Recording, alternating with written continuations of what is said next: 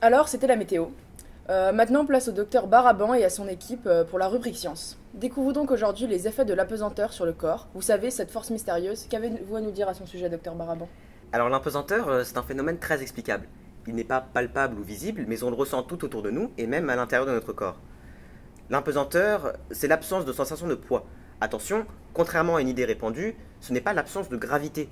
Les astronautes de la Station spatiale internationale se trouvent en chute libre permanente autour de la Terre et sont donc bien attirés par la gravité de notre planète. Mais comme leur station spatiale se déplace suffisamment vite autour de la Terre, ils ratent le sol à chaque fois. Et comme ils tombent en même temps que la station, ils ne ressentent pas la sensation de pesanteur. D'accord, merci à vous, docteur Baraban. Bonjour, docteur Bignon. Bonjour à vous.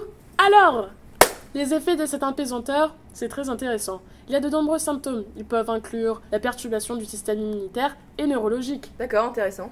mais aussi une baisse de la vision, Ah, celui-ci est connu.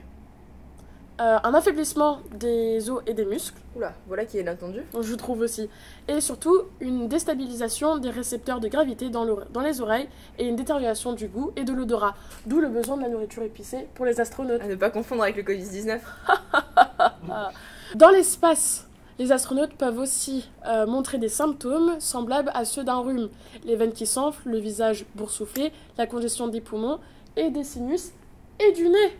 D'accord, merci beaucoup, docteur. Ah, donc le docteur des beaux. Bonjour, docteur. En fait, ce phénomène est dû à une répartition différente des liquides du corps. En effet, l'eau représente environ 60% de la masse du corps, et en présence de pesanteur, elle exerce une pression sur l'organisme qu'on appelle la pression hydrostatique. En effet, cet effet n'existe pas dans l'espace à cause de l'impesanteur et les liquides sont répartis également partout dans le corps, ce qui le déstabilise.